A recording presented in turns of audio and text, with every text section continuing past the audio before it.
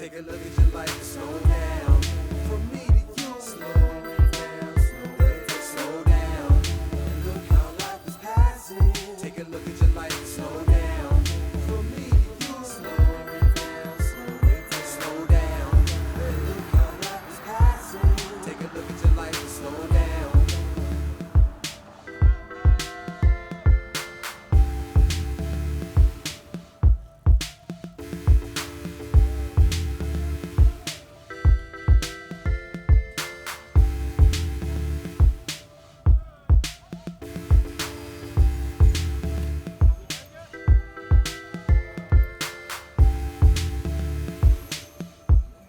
Take a look at your life and slow down. Slow down. Slow down. Slow down. Slow down. Good evening, good neighbors. Welcome to another virtual slow roll. It is Thursday, August 20th, 2020. And we are looking at our ride from this past Monday, August 17th. We're out at Miss Goodies, rolling out of Miss Goodies at Bailey and Walden. Our BOB ride, bikes over Bailey. And as we roll out onto Bailey, we're going to explain for this next hour why we are here on Bailey, why we are here on a virtual slow roll. First, let's introduce Seamus here and our co-host on the virtual slow roll, India Walton. Good evening, India. Hey. India is one of our newest slow roll Buffalo board members and the director of the Fruit Belt Community Land Trust. We are joined also on the phone by the founder and president of Buffalo United Front and the East Side Bike Club, George Johnson. George, you with us? Yes, I am. East side. All right. And George, we do so much together, but George specifically on this virtual slow roll because he is a resident of Bailey Avenue. So we are, for the next hour here, thanks to our presenting partner, Independent Health, for keeping the wheels rolling. Moving, our Monday rides have changed so much, and we're going to explain that still over the course of the next hour. Moving our virtual slow roll to Thursday nights at 8 p.m. on our website and YouTube channel. So for the next hour, we'll show some ride footage from this past Monday, continue the conversations that we've been having on the ride, explaining more the theme of each ride, and continuing to connect communities as is our mission. So taking a good look here as we roll south on Bailey, over the railroad, and looking over to the left is a ghost bike. Ghost bike planted there by one of our volunteers. A ghost bike is a memorial. Spray painted white there it is on the guardrail. And that is the site of where a Buffalonian named Darren Curry, 44 years old, was struck and killed by a car, by a driver. We do not know this past June. We do not know the details. We only recently learned his name. For over a month, his name was not even released. We don't know much, but we know that Darren Curry is no longer with us, and he is joins many others in being killed on Bailey Avenue, pedestrians, bicyclists. From 2014 to 2019, more than 160 pedestrians and bicyclists were injured in crashes with cars or killed. And so we are here to talk about that, and we are here to demand a better Bailey Avenue, better streets for our city. And for this next hour, we'll explain some of the how and some of the what the conditions of Bailey are. So as we turn on to Broadway, this Bikes Over Bailey is the name of that is because we're following up on a march called Heels and Wheels that we helped put together on Bailey Avenue a couple weeks ago, a march from that point. That ghost bike, and we marched up into UB at the north end of the city on Bailey, a main thoroughfare for our city. And that march was people walking, heels and wheels, people walking, biking, skateboards, strollers. And this time we're riding over Bailey. We will show over the course of this ride how many people live so close to Bailey and rely on that as a main street. Thousands of people, so many cyclists. We're going to cross over Bailey 9 times, and we're going to end the ride up in Roosevelt Park by the Kenfield-Langfield projects, and all the way around, weaving through all of these great neighborhoods of our city to show just how many people need a safe, accessible Bailey to live on, to work on, to do business on, to shop on, just to walk and cross. It is in terrible shape. India, you were one of the speakers at Heels and Wheels March. Can you kind of bring us back to that moment right by that ghost bike a couple weeks ago as we prepare the ride here to turn on to Goodyear, and we'll begin all of these residential streets where we cross over. But bring us back. You were one of the speakers, and you gave a really impassioned speech that day, and how it brings it back to what inspired you to get involved in activism in Buffalo to begin with, right? Yeah, until I was asked to speak, I didn't really understand how this particular incident was relevant to me. And when I began to reflect on how I got my start in activism, it was actually advocating for sidewalks to be repaired on Moselle Street because a baby was killed in a pedestrian automobile accident. So it really took me back to my roots and helped me to be able to better comprehend why I have become so passionate about the work that Slow Roll does, not only in connecting communities, but also just raising the question of who deserves proper infrastructure. And I believe that it's something that is for everyone. I mean, that first reel of, and even now looking at the GoPro footage, is a little bit scary, like whether you're on a bike or pushing a stroller or even walking, right? Like we don't have safe thoroughfares to move about the city. So yeah, we need better. Indeed we do. And just a little note on the footage itself. I had a little struggle with the GoPro this week. We're going to make some changes for the ride next week. So apologies to anyone paying attention here. It's not going to be the best footage. It's probably going to be a little shaky throughout the ride. I hope that I don't give anyone motion sickness over the course of this next hour. But we did our best with the conditions, and part of it was they're a little shaky because of the rain. Props to everybody who joined us. We certainly always have smaller turnouts when it's raining. But here in our shortened size, our smaller size of the ride, we're down to 2 or 3 dozen people this week. We've made so many changes to the ride, but we love how even when it rains, we still have people showing up to ride together, to ride as one, and knowing that all these changes that we've made, one of those most important things, we cover our faces for the entirety of the ride because we're riding as one Airstream. So sometimes we have it where it's raining really hard and we wonder, is only squad going to show up? We had about half squad and half what we call social riders, and including a child, our first kid of the 2020 Redux. With all these changes, it's made it a little harder for a little less inclusive, which is really stinks for us. But we stay free and open to all. It's just a little faster. It's a little longer. There aren't the mass ups that allow for our younger riders and our joy riders to catch up back to the front. But props to that young girl who made it through the whole ride. This is about a 12-mile ride. We'll do a little bit of a fast forward in the middle of it to get this down to a 1-hour broadcast. But here we are on Goodyear. We are approaching Sycamore, and we'll cross over. The next light will be Walden. We'll have a little stop here. So, and that's another explanation here. One of the changes of Slow Roll is we're with a smaller group, breaking up into groups of under 50 to maintain those phase 4 of New York Forward restrictions. We are much more easily following traffic laws, much less disruptive. So see cars are passing us to the left. We're stopping at red lights as needed. We'll pull the Idaho stop if the coast is clear.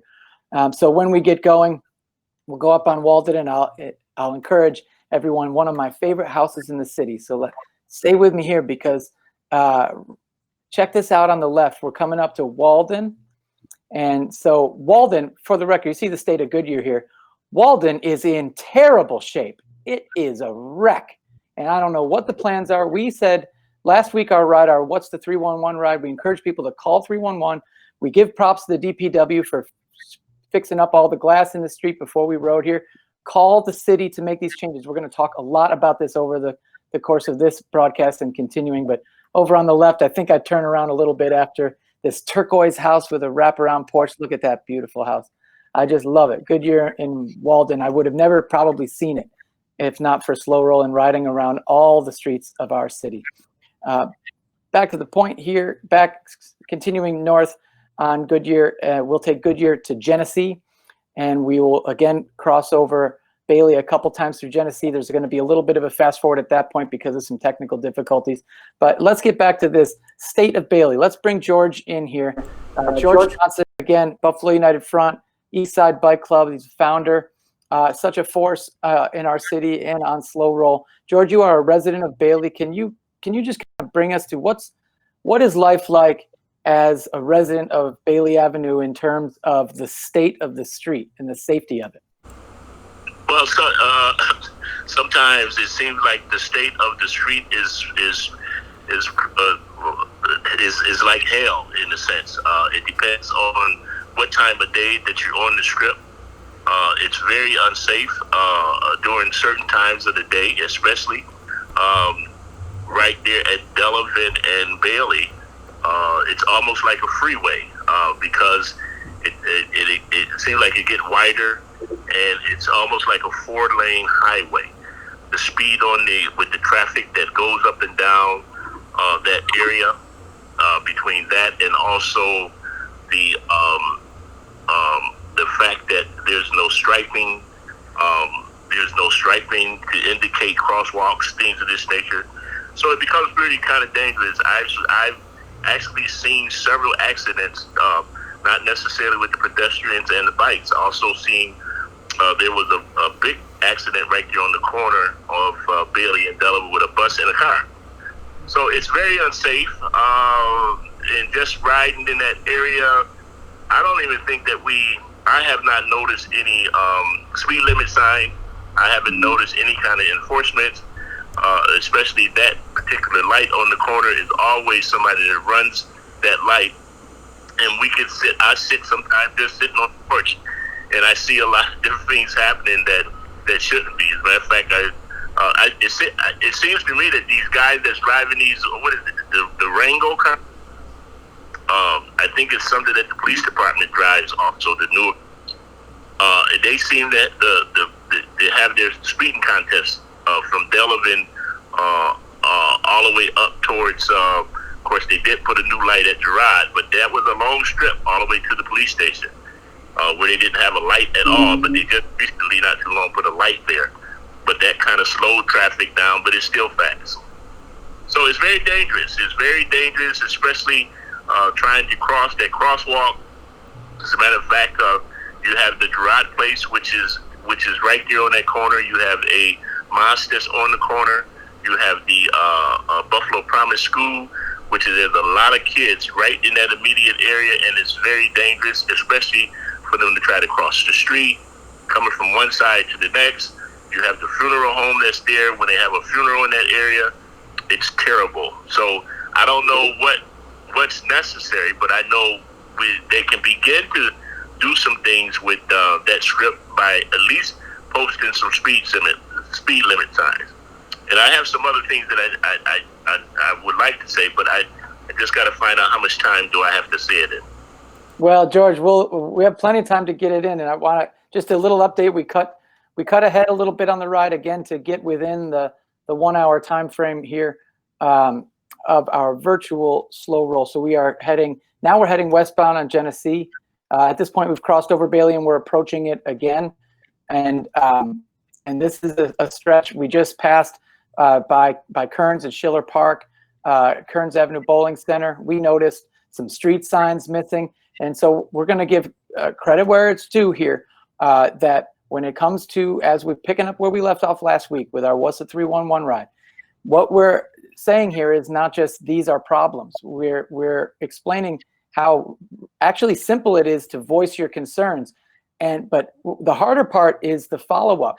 So we want people to call 311, to call City Hall, to call their council members, to call the mayor, to when you see a problem with our streets. So here we are at Bailey. This is actually a good example here. Bailey and Genesee, relatively good.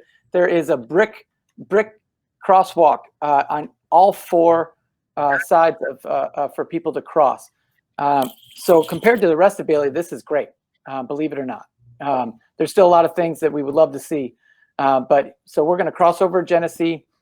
We'll make a right on Kilhofer and head north and continue our way of just weaving up and over Bailey all the way to the city line. Again, credit where it's due. We saw a lot of glass in the road on this ride. We called it into the city. It was all swept by the time we rode.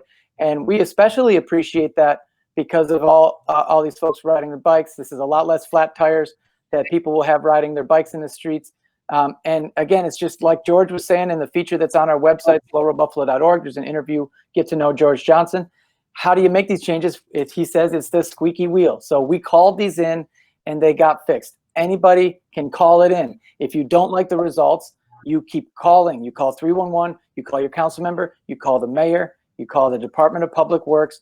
We're going to keep doing our part and keep the pressure on for whether it's a simple thing of sweeping glass or the greater issue of the state of Bailey and the many problems we have where people are not safe on their feet, on their bikes.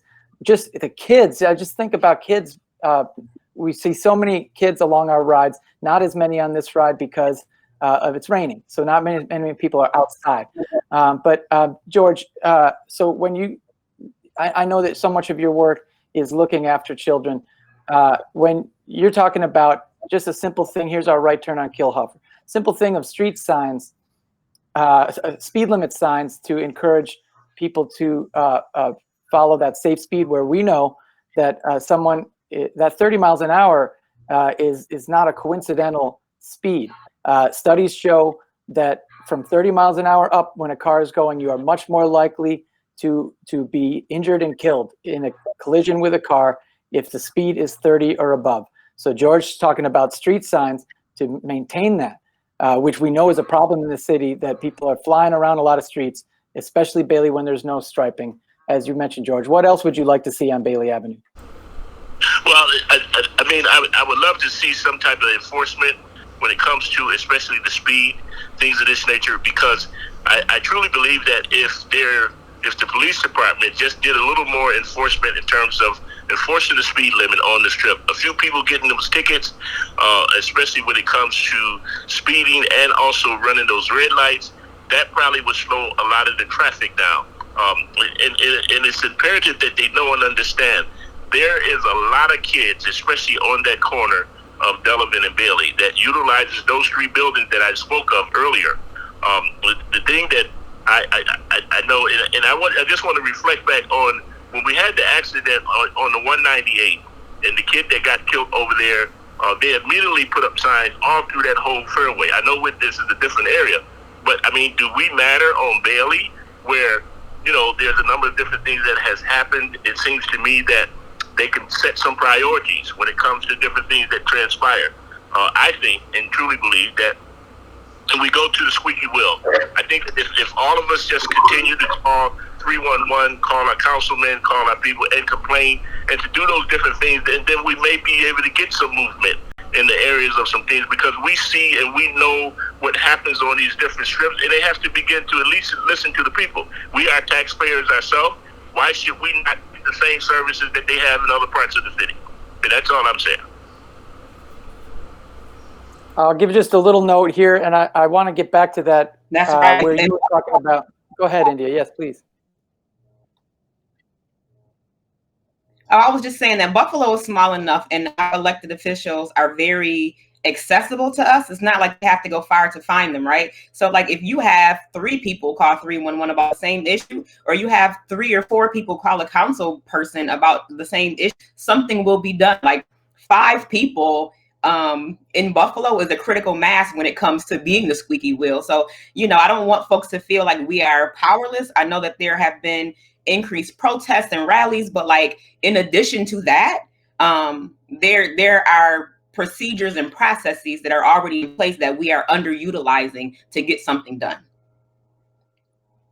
And the thing about it is that on that Bailey Strip, it crosses over 3 councilman districts, Lovejoy, Maston, and University. So, and I know that the council members is on board in our complaints. It's a matter of getting people to move in the direction of doing things. I know that a lot of excuses that's being used at this point is because of the COVID. I mean, the COVID can't stop you from putting a sign up.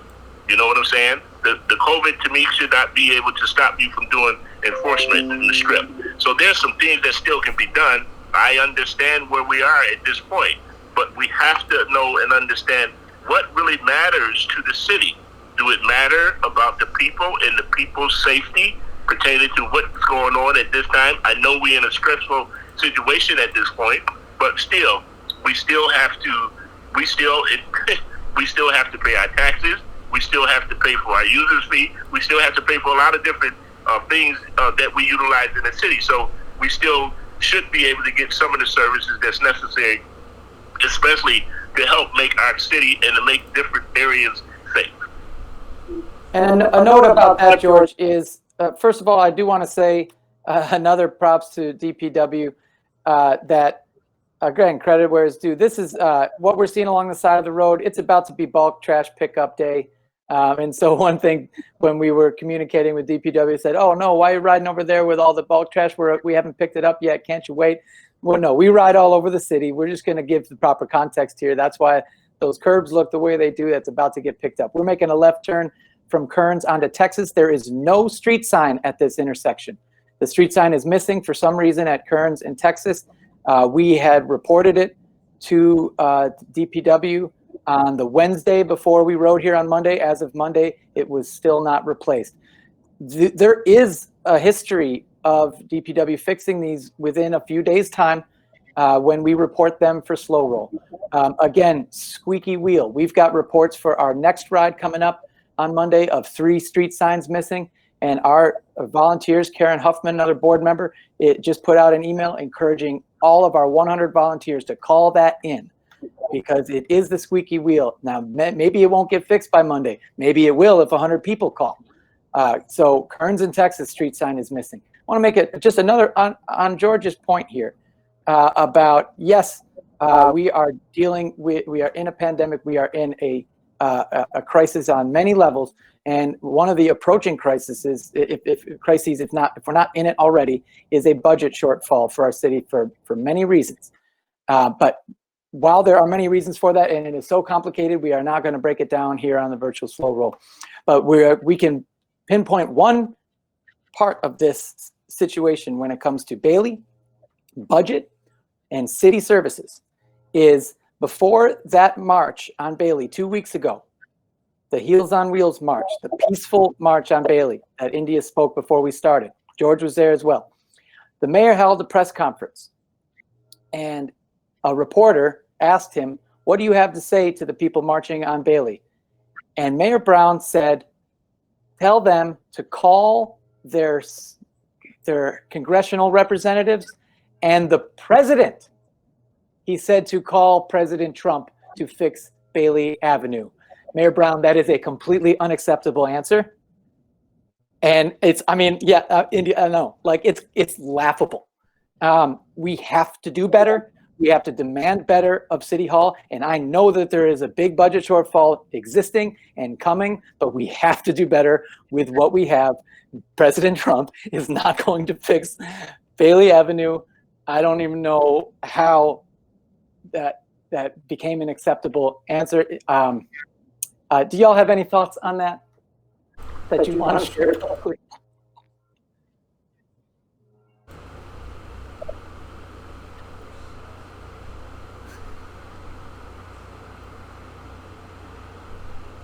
I do want to go back to something that George said about, the pandemic. What we're seeing actually is an increase in use of outdoor space. So it makes perfect sense that we will put more investment in making outdoor space more accessible and safe and healthy alternative children won't be returning to physical school right now. So we're going to see more kids out in the streets, more families. I mean, it just makes sense. And this has been a problem in our community and on Bailey Avenue.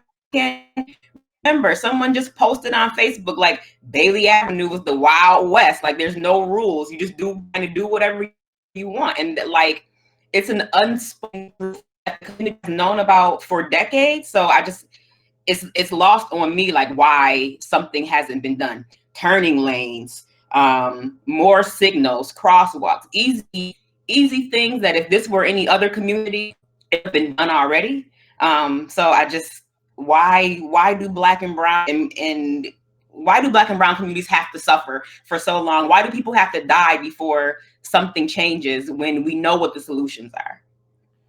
Indeed. George, we just crossed over Bailey and Delavan. There's a library there. There's a Rite Aid and a corner store. And there we see kids out, and some of them were on bikes. George, can you said you wanted to share some more about your feelings on how the kids and the safety of that particular corner at Bailey and Delavan? Well, my concern is the fact that you have so many kids that utilize that corner in terms of the library, the mosque that's there on the corner, the Gerard Place, which is used for battered women with kids, and then you're talking about the Buffalo Promise neighborhood, have a Head Start school there, and then you also have the funeral home, which is across the street there. So there's a lot of traffic with a lot of residents, a lot of the people, especially the kids, and there's no indication of anything. I mean, to make sure that there's at least a crosswalk that's on that corner to the point where there feels some safety right within their walking in that area, that would be very helpful in terms of making sure that some of the different things is done. I understand there has to be some repairs and things of that nature, but aside from that, we need to make sure that we make the corner safe. We need to make the strip safe, because the coronavirus is happening, and it's probably going to be ongoing for some time period. We cannot keep using those excuses or that excuse, especially when it comes to putting up signs. There has to be some signs probably in the warehouse of the PDW right now. And also, what else does it take for the police to do enforcement there? They enforce the speed limit, they enforce different things in other areas. So those are just some immediate things I think that can happen without focusing on the fact of the virus. The virus is here, but let's not only make that as the excuse for not to get different things done. We definitely need some things done. And if I would love, as a matter of fact, I had one of the council members stand there on that corner and witnessed a lot of this stuff himself. He actually stood there and he's seen a lot of different things that was happening. As a matter of fact, a couple of them have came on the corner. And I showed them personally, look at this traffic, look at the way that things are. Let's try to see if we can get some things done. And that might be one of them calling you right now, George. Waiting for President Trump. President Trump ain't that whole thing about President Trump. You're right, it was a joke. But the point that aside from that, this is not a joking matter. We need to really focus on some things to really get some things done. I completely agree, Joe. It's like a laugh to keep from crying. This is a good time to bring in Rebecca Riley from Go Bike Buffalo. Thank you, Rebecca, for joining us. Let's bring her onto the screen. When we're talking about what we need to do and what we're not getting from the city, Rebecca has been out painting crosswalks. Go Bike Buffalo taking it upon themselves as a nonprofit organization dedicated to the safety of our streets and mobility. So when the city's not putting in crosswalks, Rebecca, can you? You're out there right now. First of all, where are you? I'm in Lovejoy. we got requests from the local school here, the Discovery School, and a local community member who has taken it upon himself to act as a crossing guard for the school during the day. So, we take these things very seriously. If there's a possible way that we can make things better, we're going to do it. And we get funded to do these things. So, it's, it would be better if the city did this. But if they can't get to these things right away because, they're very focused on process and their process takes a long time, we're happy to jump in and fill in the gaps.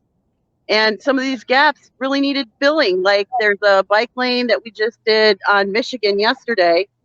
And a lot of those bike cons were faded to the point of not being able to see them. The line was completely gone. We redid the line.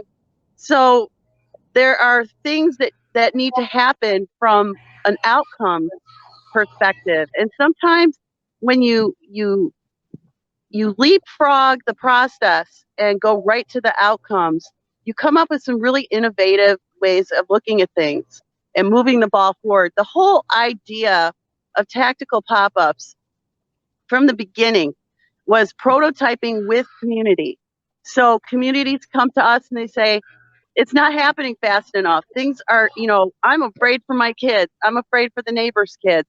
I'm afraid for my mother. We want a safer situation. What can we do? And, we ask them what their challenges are specifically. We go to their communities in the wintertime when, we can't paint, and we have a nice conversation about their concerns. And then we show them an array of things they could possibly do. The community picks what they want, where they want it. We put in for permits, and then we have the money raised and we buy the equipment and we come out and we do it with usually some help with volunteers, like the volunteer I have right here now. And the thing is, like, it's not ideal, but it really invigorates a community. We have people come by like all the time and just honking at us to saying, great job, thank you for doing that. And, it kind of demonstrates to people at large that you do have some power.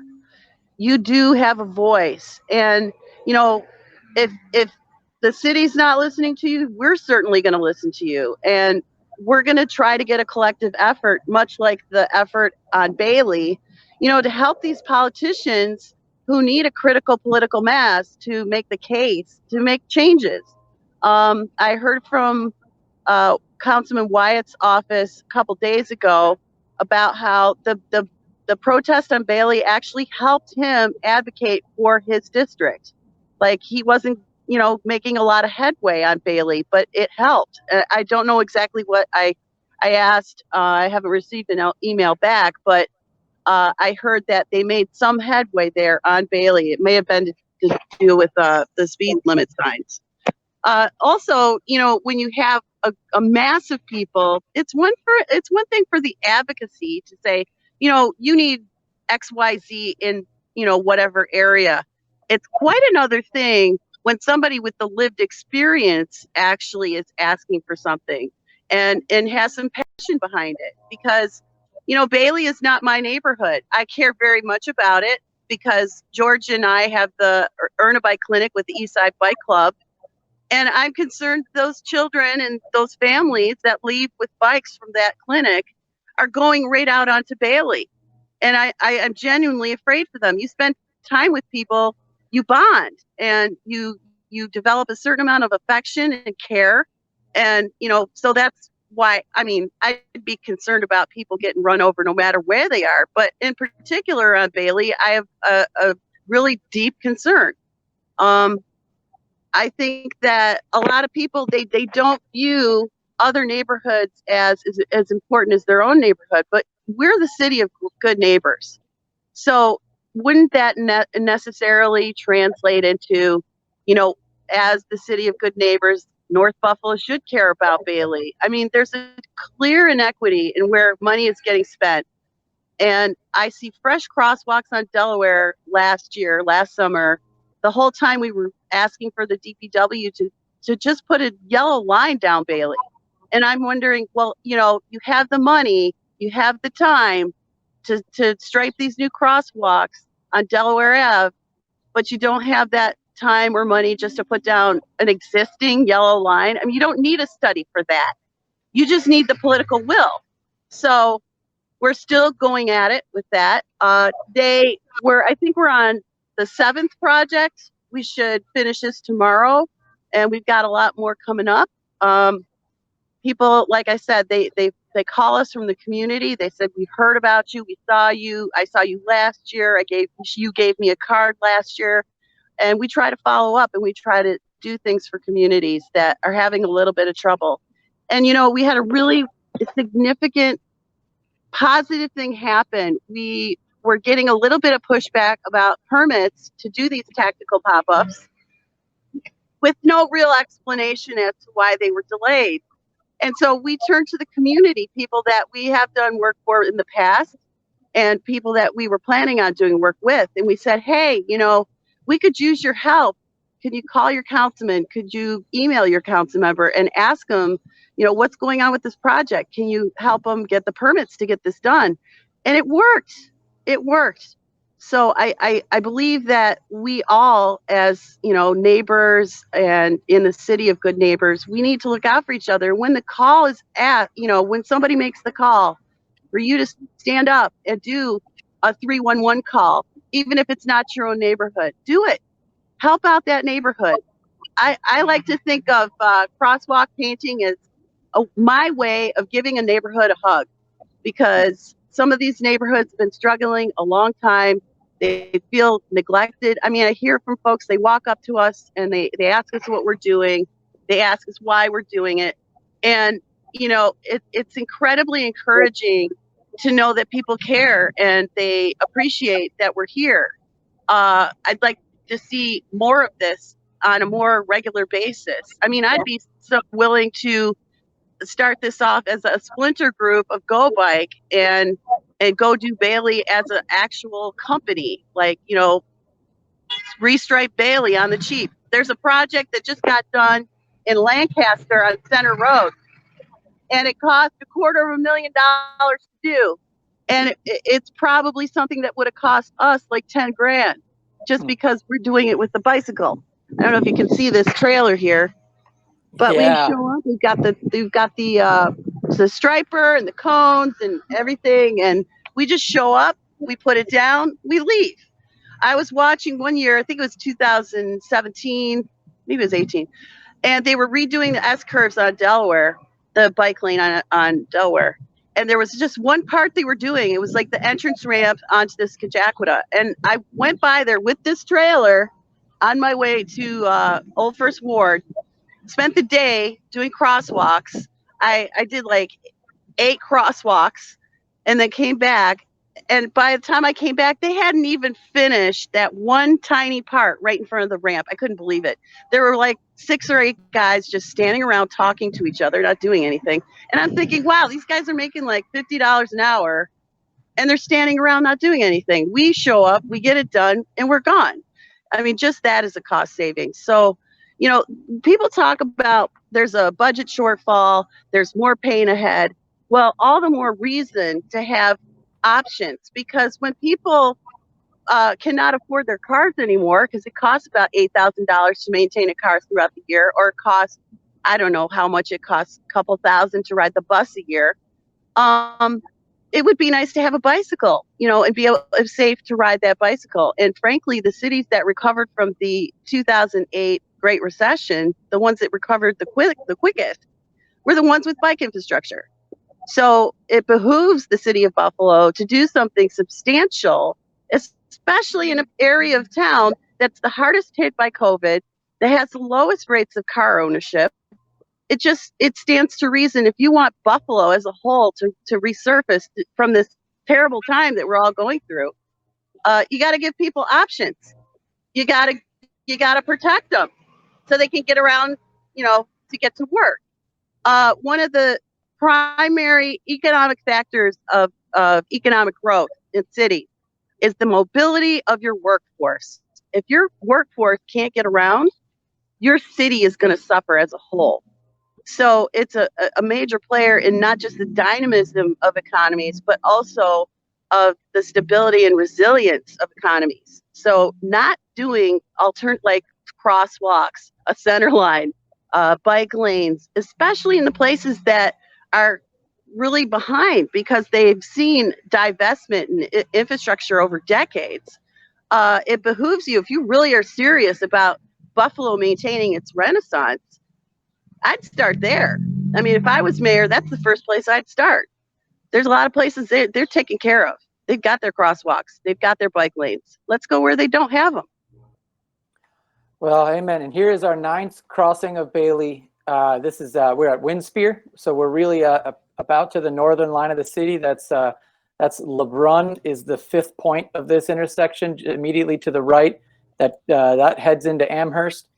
To the north heads into Amherst, Edwardsville, and UB on the right.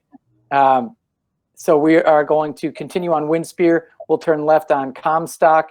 And as we lead to the home stretch of this ride, we end the ride in Roosevelt Park, again, just off of the Kenfield-Langfield homes. And the ride will cut off just before we get to Roosevelt. But we've got a few minutes left on the ride. So I think it would be a good point. Rebecca, amazing everything that you just said. So I think that gives us a good place to pivot and say, India, where do we go from here?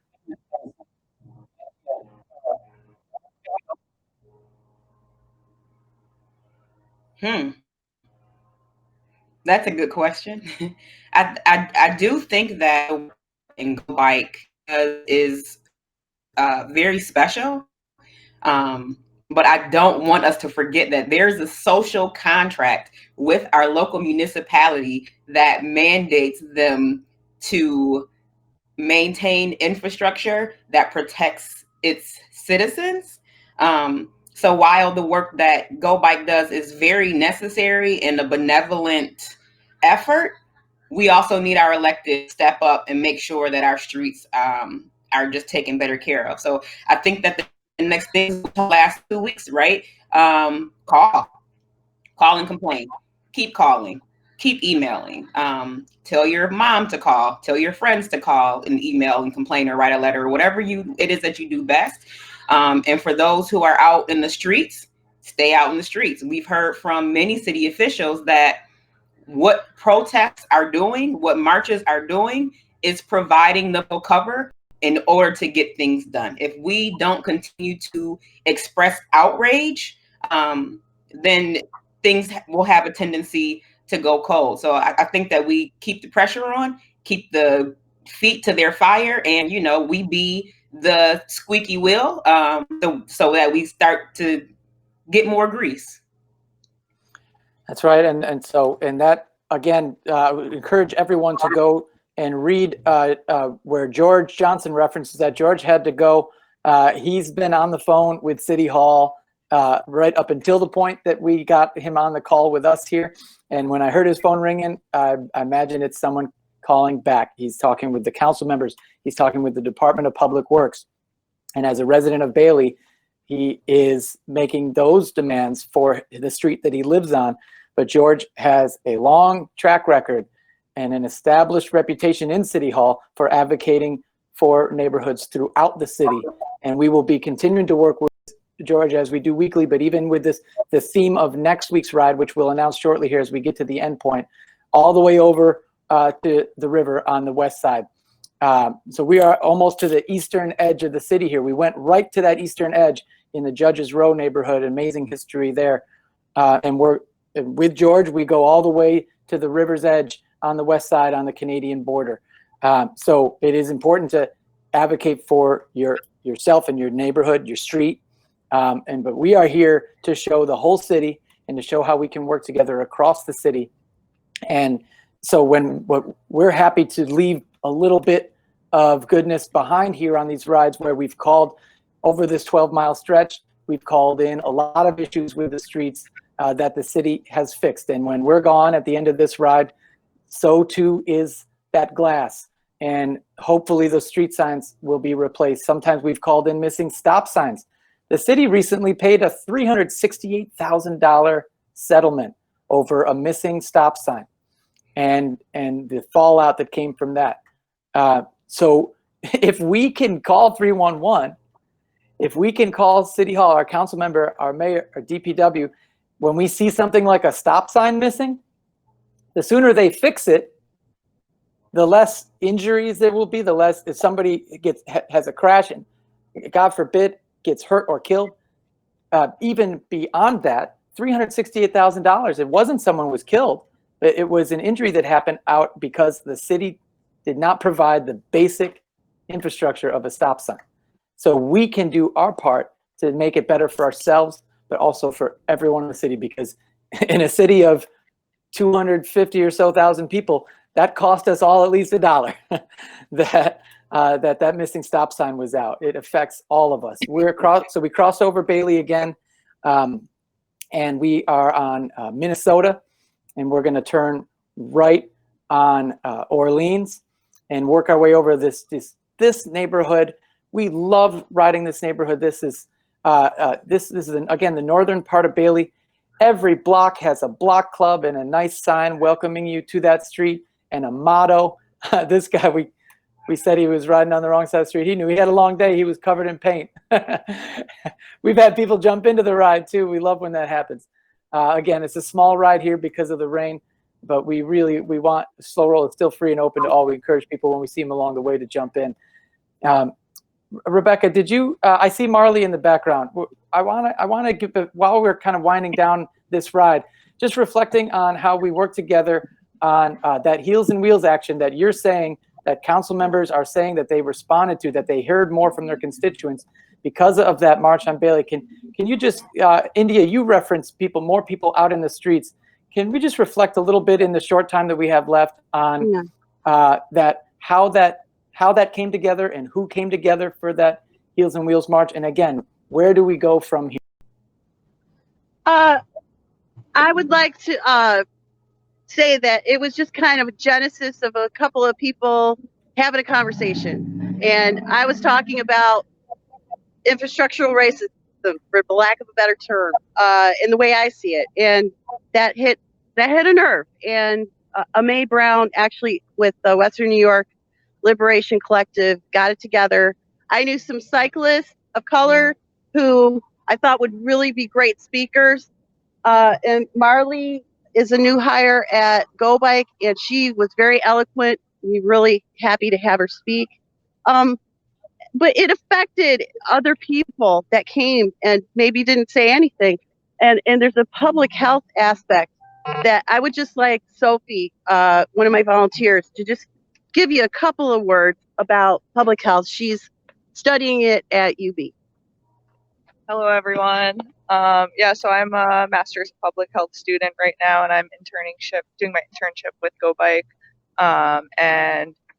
So like Rebecca said, it's infrastructure racism. Our built environment has a direct and indirect relationship to our health and outcomes, not just injury or death, but cardiovascular disease, obesity, diabetes, all these other health outcomes that something like going out and walking to the store instead of or riding your bike instead of driving is all going to affect your health overall. But people aren't going to do that if you don't have the simple infrastructure in place, like crosswalks and sidewalks and making our community safer. So there's a really awesome researcher. Her name is Dr. Kamara Phyllis Jones. I don't know if anyone's heard of her, but she has a piece of it's called The Gardener's Tale. I think that's a really awesome resource for anyone who's looking to learn a little bit more about the different levels of racism and how it affects our health overall. I think she'd have a lot to say about Bailey Avenue, but that's all I got to say. Thank you. That's all we wanted to say. Thank you, Sophie. That's a new name and bit of writing for me. How about you, India? Oh, you saw me taking notes, right? Yeah, good. The Gardener's Tale. This is Suffolk here we're crossing over. No paint, no crosswalks, no stop sign there. again, we are on Dartmouth now. There are so many kids. This is such a densely populated neighborhood, and so many block clubs. It just, they deserve better. They're so welcoming for us, and they're organized. And so now we're in the university district. And so I believe it. I believe that Councilmember Wyatt hears a lot from the people in this neighborhood, and that I'm grateful to hear that Heels on Wheels march that ended just north of here resonated with them, because our part behind the scenes on that was to make sure that this resonated throughout, that we collaborated with a lot of people. To, as Rebecca said, and I too do not live on Bailey. India doesn't live on Bailey, but we share the concern, and we're willing to go anywhere to voice our concerns. But it's important to center those concerns, like India says. And I don't know if you want to share where you got it, but maybe it's just an old saying: the people closest to the problems are closest to the solutions. Yeah, that came from our friends at Movement Generation out of Oakland, California. I belong to a group of recent Common Council observers. I think that since the pandemic, the council meetings are on Facebook, so there's been lots of engagement. And we were kind of polling what districts people live in, and I said I'm from Niagara, but I like to consider myself an at-large citizen of this place, because I'm concerned about the city of Buffalo and our overall health and well-being in general. So in my opinion, it doesn't matter who my council person is or where I live. It's my job to advocate for everyone. I grew up here. I'm raising my children here. I have friends here and family here, and just people who I genuinely care about. And that's everyone. I genuinely care about everyone in the city, and I want us to be as great as we can be. So yeah, I don't live on Bailey. You don't live on Bailey. You don't live in the Fruit Belt. I don't live in Broadway, Fillmore. But every chance I get to make positive change happen, it's my job to do that. And I think that you, Seamus, have the same kind of philosophy. It's little things like calling in the city on that turn we just made, that Dartmouth and Comstock is missing a street sign.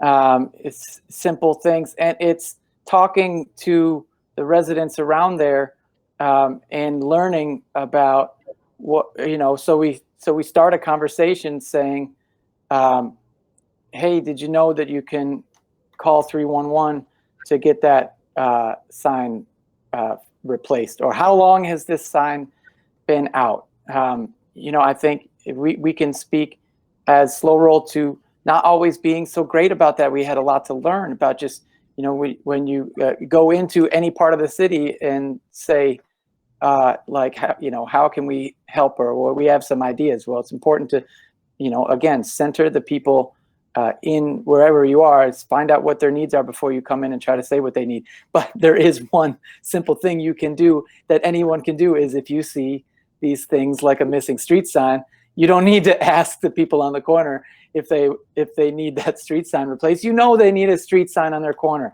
If they have a pothole, if they have glass in the street. The simple things that you can call the city. But what we're here to build beyond that is real community bonds, where we can learn about each other and our shared values. And when we say, where do we go from here? It's for a better city that starts with these just better streets. It shouldn't be so much to ask. It sure shouldn't be something that we need to call the president about. Although I respect the point that a lot of infrastructure funding comes from Washington. It's a lot of federal funding, but we have a lot of work that we can do here within the city, and we just got to work together. We can't just pass the buck like that and just think that someone else is going to come in and fix everything. We can demand better of our city. So we're on Amherst Street now. They did not fix everything. We had called for some cleanups on Amherst. Looking over to the left, is a beautiful mural by Idris Wajed and Team Razorwire at Amherst and Bailey. Idris, our resident artist at Slow Roll, making our neighborhoods map over the shoulder. Never hesitate to recognize Idris and the great work he's done with us and throughout the city. That is a really cool mural that you can see just an edge of it there, and it extends over to the other side of Bailey as well. We're going to turn right onto Bailey and head south. Again, just so this is Bikes Over Bailey. We rode, this is the home stretch of 12 miles where only about a quarter of a mile and maybe a half mile was on Bailey itself. By crossing it 9 times, and we've seen just how many people live within walking distance of Bailey. So therefore, how many people are really reliant on it in so many ways, reliant on it being an accessible, safe streetscape. And it just falls so short right now. Like there's a little bit of faded yellow paint there, at least in the middle. But when we make this left turn off of Bailey, before we do so, we're gonna cross over Kensington. We're gonna make a left turn onto Martha. And right at that corner is a long-standing business that in the last few years has been crashed into twice by drivers.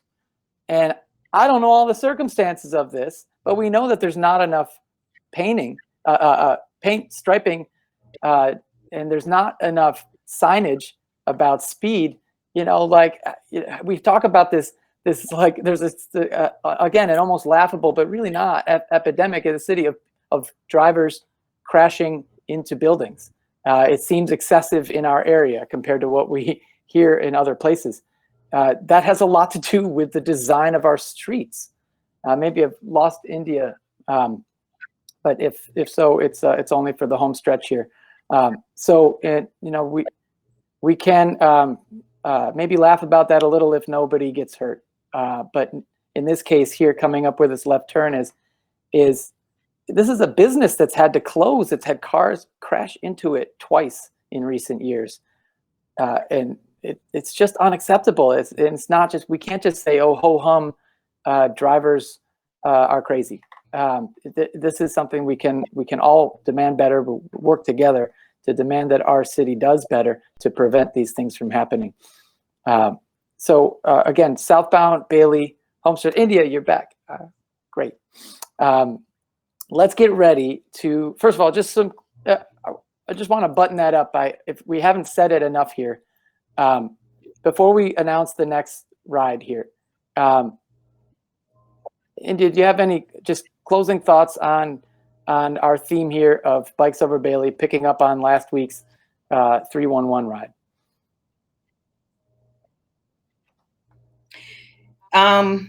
Just the same thing we've been saying.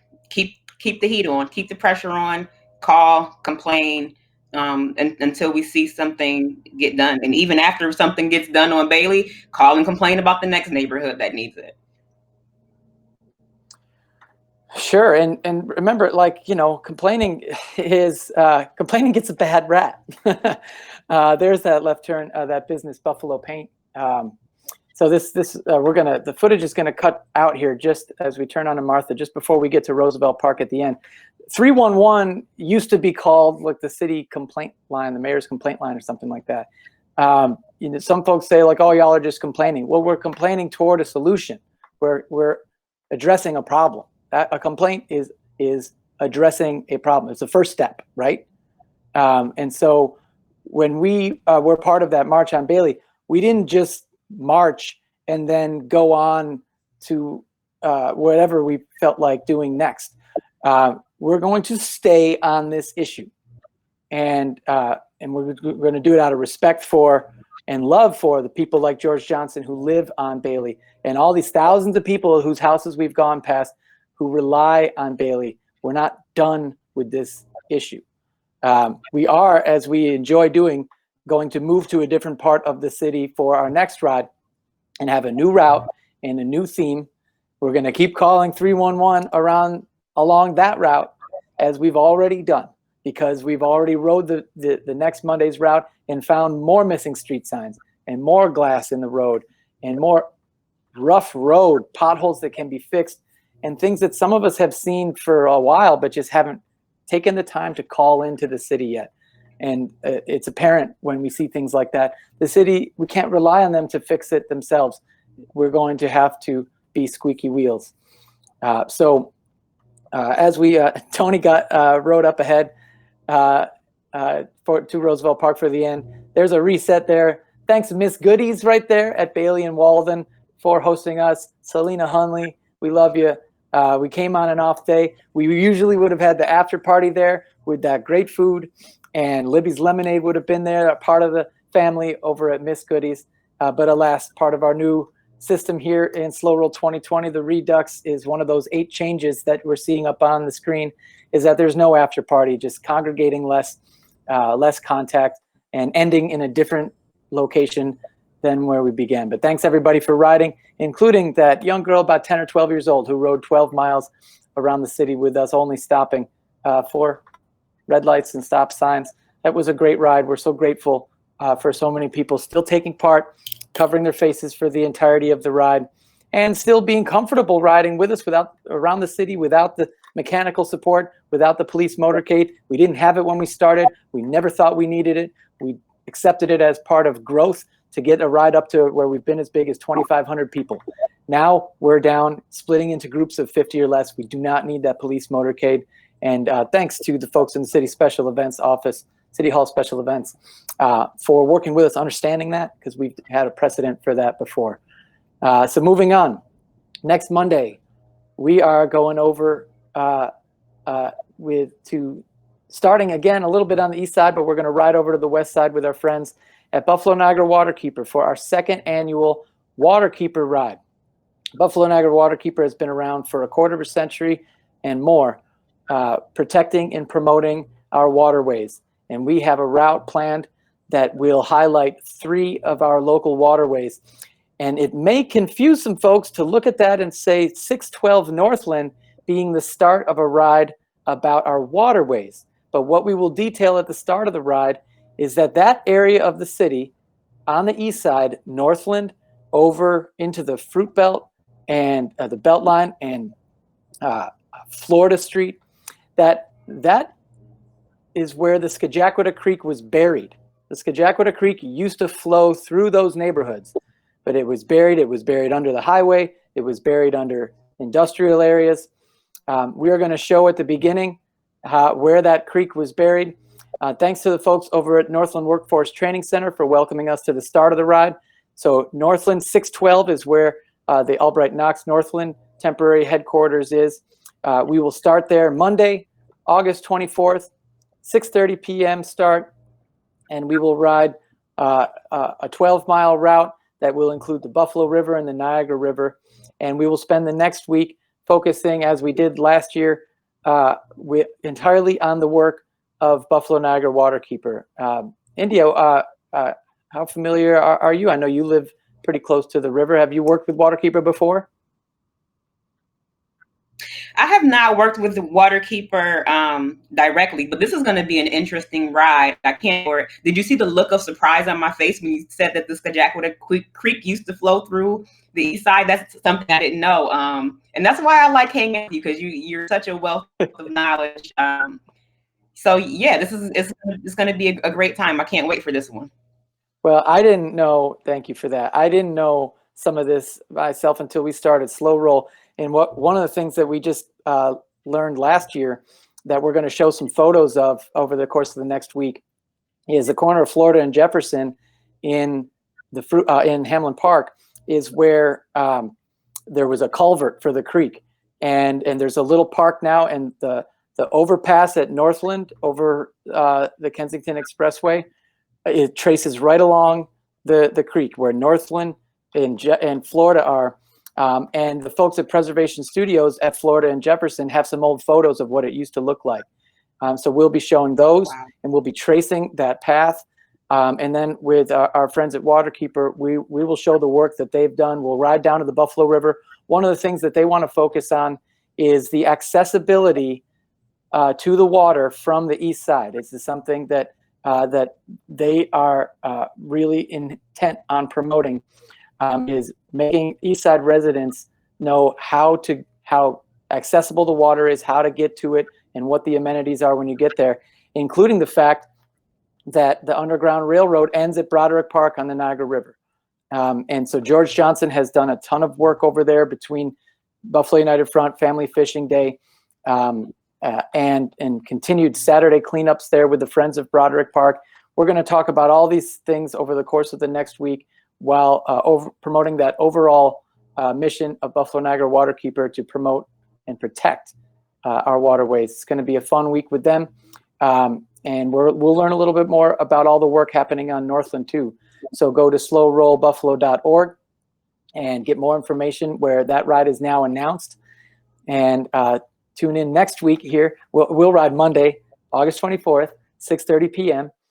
From Northland there. It's listed as 612 where the Albright Knox is. 683 Northland is where the Workforce Training Center is, on a 12-mile ride. And again, take note of these 8 changes in Slow Roll, the last of which we put on there for a little happy exclamation point of reconnecting communities. We have so much work to do between the segregation of our city that goes back generations to the pandemic that has disconnected us even further. And so we'd love for all of those who can only watch online and not participate in the rides. We miss you all. We miss our squad members who are sitting out for many reasons. We have squad members who've lost family and who have been affected personally, directly. And we're so much smaller right now as a ride, but our hearts are full and as big as ever. And we're going to keep staying in touch with whatever way we can. And with your help, India, we'll keep this virtual Slow Roll going every week. I'm so grateful that you're down. So you'll be joining us again next Thursday, right? Same back time, same back channel. I so look forward to these, and we'll keep developing this as we go. Thanks to Mark Odian, WNY Media Network, for all the technical assistance on this. Thanks to Independent Health, our presenting partner since 2015, for keeping the wheels rolling now for over 5 years, and especially through all the changes that we've had to make this year. We encourage you all to keep in touch, slowrollbuffalo.org. Reach out if there's anything we can do, any way we can connect. We would love to hear from you, and we would love to see you in person with your face covered for the entire ride on Monday, August 24th. Keep in touch. Peace.